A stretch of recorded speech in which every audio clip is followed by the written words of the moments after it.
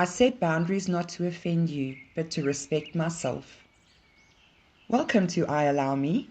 If you found this video inspiring, share some love by clicking the like button, and if you're not already subscribed, please feel free to do so. We all at some level recognize when we're being treated in a less than desirable way. There are two ways of dealing with these moments. We either keep quiet or we speak up. Whilst there are suitable times to let minor things slide, I would not advise this to be the norm, and unfortunately for many of us, this is the case. We make allowances for this treatment for the sake of peace, to avoid an argument or discomfort, or we worry how it will make the other person feel, or that we may lose them. However, this isn't beneficial to us, our lives, or the people in our lives. Keeping quiet for the sake of peace in the long run accomplishes anything except peace within ourselves. Over time, resentment builds towards the persons and subconsciously towards ourselves too. Because by repeatedly allowing people to treat us badly, we're unconsciously reaffirming to everyone and ourselves that it's okay for people to treat us that way. And whether you realize it or not, innately we have a higher knowing that we don't deserve such treatment. And that is one of the reasons we lose the light of who we truly are, and that in turn leads to anger, bitterness, and or depression, because we can't stand that feeling of disrespect or condescension.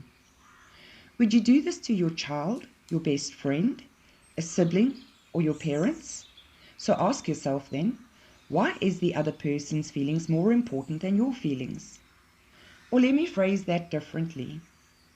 What exactly is it that makes that person more important than you are?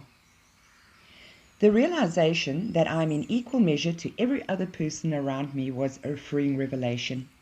It adjusted my perspective completely. When you decide that you've had enough of being treated in a certain way, being taken for granted, being taken advantage of, disrespected, unappreciated, or disregarded, and you actively start taking steps to rectify it, you are consciously choosing yourself. However, this is going to require a lot of healing first.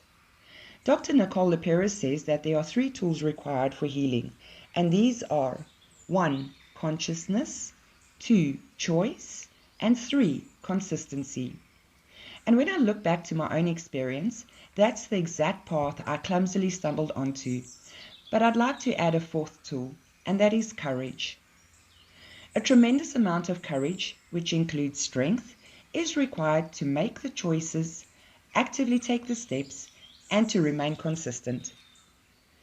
Self-awareness, consciousness, is generally born out of a traumatic experience, unfortunately. Very few people are born conscious, and you need to be aware of your feelings, your thoughts, and your actions. The phrase, "you can't fix what you don't know is broken," comes to mind. Likewise, if you're not aware of the depth of your emotional discomfort, and more to the point, why you're experiencing the discomfort, you won't know what to address in your life to improve the discomfort. As I've said, it requires courage, even when you don't believe you have any, because regardless of how overwhelming your guilt feelings and self-consciousness becomes when you start standing up for yourself and establishing your boundaries, you will have to consistently refrain from falling back into old patterns. Most of all, you'll need to be committed, consistent. It can get exhausting, especially at first, when you keep catching yourself reverting to old and more familiar ways, and when you're continually standing firm with the people who are less accepting of the change. It can be scary and intimidating when you're not used to speaking up or standing your ground. This is followed by inner turmoil as you battle feelings of guilt and second-guess your decisions and actions, even though you know in your gut that you've made the right decision. And at times it can be lonely if you have no one to talk to about the difficulties you encounter and no one supporting you. It's for all these reasons that the majority of people steer clear of turning inward and paying actual attention to what they're feeling. Instead, keeping their focus on external factors and subconsciously surviving what they're familiar with. But I'm sure that we all do this on some level. In this instance, though, where you've decided that you'd like to make some changes in your life that will benefit you, You must realize that it will come with the difficulties that I mentioned earlier and the tools to deal with those difficulties. The beginning is the most difficult. People don't like change, and when you decide that you'd like to be treated differently, which is change in itself, it also requires people to change by changing how they treat you. You'll get varying reactions. Some people will comply, whilst others will fight for things to stay the same. You may be met with ridicule, intimidation, hostility, or disdain.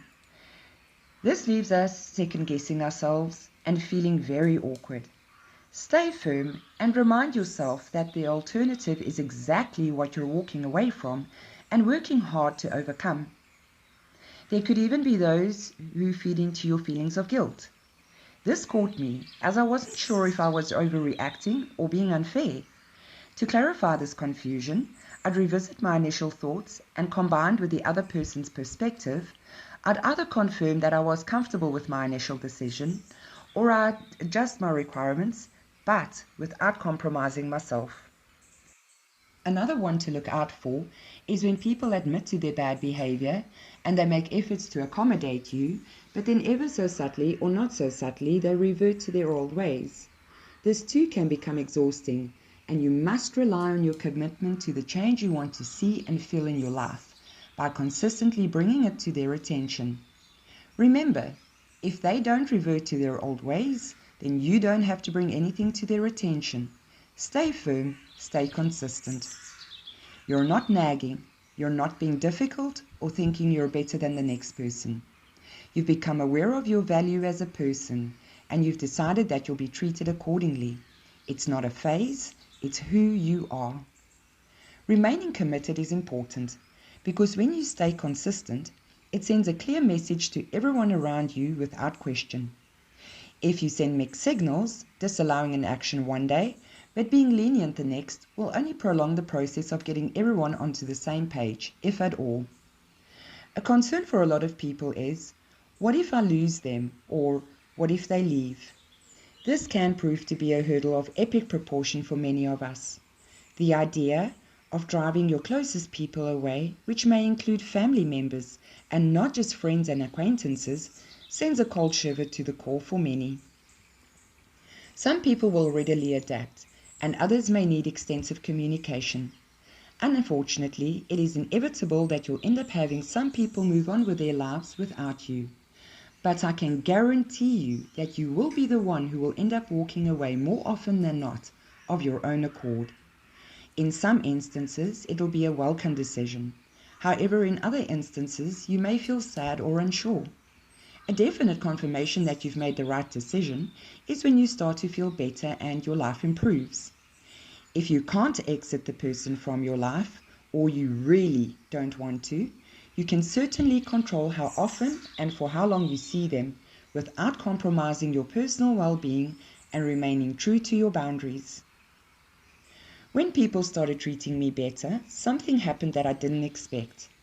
A part of me felt guilty for receiving the very treatment that I was after. I felt bad and had to work on not discouraging people from fussing over me or going out of their way for me. Familiarizing myself with this gracious acceptance, as opposed to accepting poor behavior like I had in the past. Beware of not rebuffing the new and improved treatment out of guilt. As awkward as it may feel, it's only because you're not used to being treated better, and this is the very outcome that you've worked hard for and that you deserve.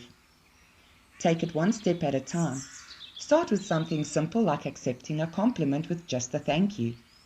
Don't rebuff and don't deflect the compliment, just accept it.